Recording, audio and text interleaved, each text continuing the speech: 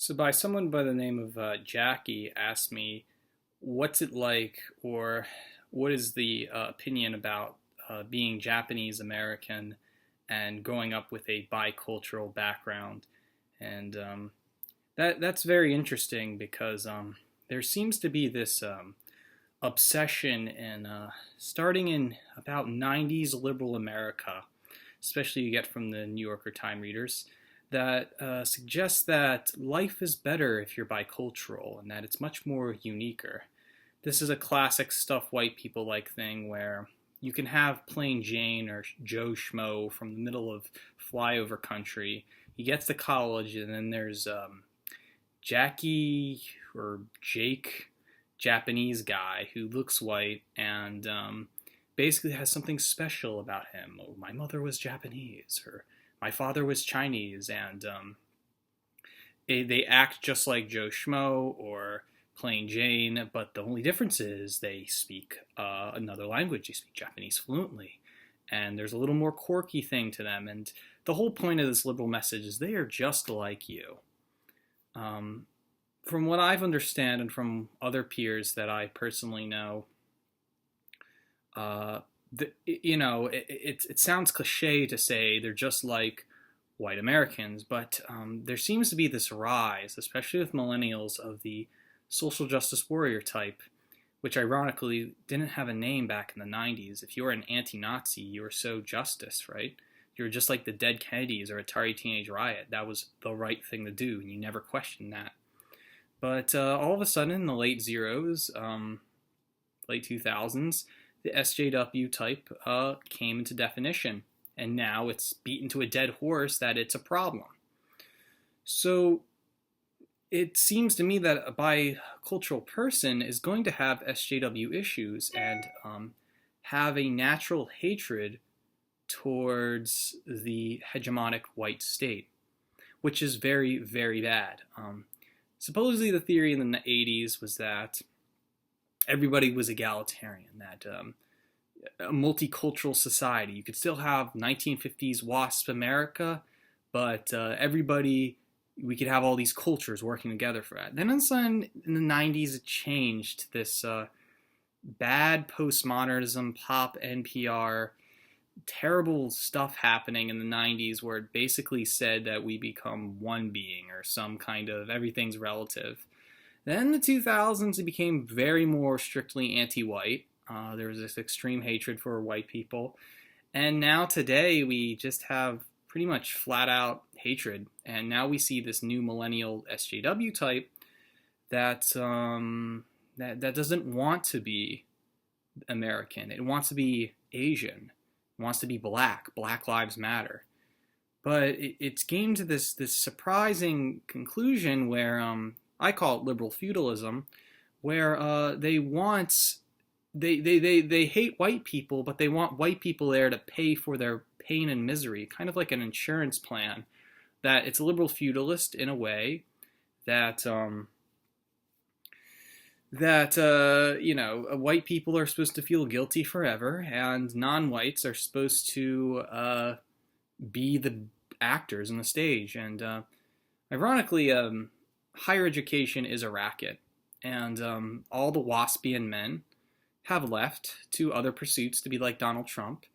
And about 80% of higher education is filled with women, especially non-white women. The Octavia Butler types are running academia. The trans black lesbians are running the state school in the urban city. And so there's hardly any men now even graduating from undergrad or graduate. It's not a masculine thing. Masculine thing now for someone in their mid-20s is start a family. And so this is making this, the people in positions of power, they're losing grip. The internet is this tool for liberation of the mind, and like you are listening to my voice right now on YouTube. So it's really bad right now because the non-white person, or at least the bicultural person, he's not allowed to be white. He's basically allowed to be the Asian side and somehow be your white side to a point that you're not allowed to have whiteness. It's just like the condition of what white people feel today. white people today feel that they don't want to have white racial consciousness. They don't want to be the wrong type of white people, as Christian Lander says.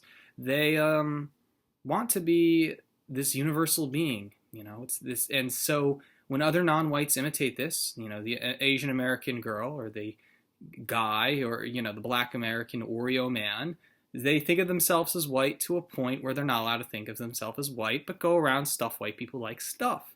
And it creates this really bad feedback loop. And so there is this really bad obsession with white liberals that it's just so grand and fantastic to have a bilingual or even trilingual background. And so Joe Schmo from Nebraska is all like, if only I spoke Chinese or this and that, I would be much better. Now, this brings up the question of, IQ, but liberals really believe that you're smarter than thou if you are bicultural of the thing that fits now. Ever since after 9/11, we've now seen this booming rise of loving Muslims, right? We're now seeing Muslim women enter academia and pretend they're just like you and just like me. And this is really bad. We have this fad, whatever fits today, that's necessary. In the 90s, there was a Holocaust industry, which Norman Jean Finkelstein says in his book, The Holocaust Industry. And it was to support the Kuwait War and pretty much support Israel. And that kind of died out in the 2000s when we had the Palestinian fraction, which was just a left-wing anti-Semitism. Great. But the point of the matter is liberalism is caught up with the market of today. It's obsessed with Muslims right now. Back in the 90s, Andrian Tumine, who wrote Optic Nerve, wrote a lot about zines about white male, Asian female, and this punk West Coast environment, which was really cool. That was popular back then in the 90s to have like an Asian girlfriend or whatever, and you were cool, you were in the club. Now today, that it's so overwhelmingly you can get with that, there's this strange liberal institution where they're condemning white male, Asian female, that it's somehow bad. Because, of course, there's a white man in it, and anything to do with white men is white patriarchal and evil. And so you can't have that. So the best thing a liberal society will do is have, it has to be a black man, white female. Anything with white man is evil. And so we're seeing the true colors of today, and it's really bad. And so it's okay to be a normal white American in the middle class or higher class. The WASP American society is that class that voted in Donald Trump.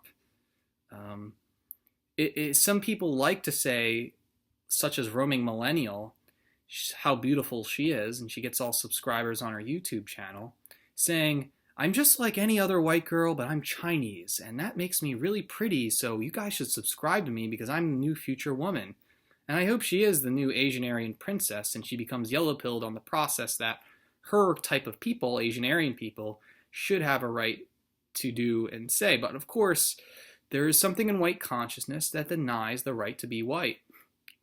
And so being bicultural, or at least having that, and most Asian Americans, especially from the Japanese background, they want to be elite, and they certainly would like to be white. A super white Japanese people. And that leaves them with an incredible advantage, either working at NHK or going to Asian studies and or just working out things that make them feel more in that Asian-Aryan environment. They don't want to say it because it's easier to go and pursue self-interest and to live a life and then die. But we're coming to a conclusion, the millennial generation, that there is a giant, more larger Eurasian thing that is happening. Because the Gen X made their choice to reproduce with Asian men and women. And so there's that bond. And there is this bond of white and Asians that are being unified. And, for one thing for certain, if you have that background and it's very interesting, it doesn't make you automatically an intellect to say, well, I grew up with Japanese, therefore I'm the elitist. It doesn't, you'd be surprised to find that a person like Donald Keene or Edward Seidensticker, white Americans who speak better Japanese, or in like Donald Keene's case, assimilate to become a Japanese. I find that there needs to be this entryism to Asian-Aryanism that could allow both whites and Asians to join in unity. the question should be addressing how is biculturalism going to work, or how is something of that to happen. There's this whole liberal talk about multiculturalism. Really, multicultural diversity is just for white people to treat the world as Persian cats. It's basically a continuation of the globalized, colonized world, and like Joseph Conrad said himself, the horror, because black Africans are really savages out in Africa. That's what he was saying with their horror, because it's like Rudyard Kipling's really white man's burden question. That question is twofold. One, should whites colonize the world and transform every non-white into the image of their self? Or two, remain a white empire, have ethno-nationalism, separate everyone, and just respect the nature of the world? This seems to be the question that whites are having trouble with, and they can't seem to address. Joseph Conrad probably came from the perspective of that colonization era, saying the horror as seeing that was savage, that there is a certain non-white savagery. The same happens when whites see certain aspect of Asian culture, such as the classical Star Wars stormtrooper Chinese, the bug alien. I could go on about the rants of what makes Chinese so alien and scary and monster-like. But of course, multiculturalism wants you to put blinders on and insist everyone's white or egalitarian.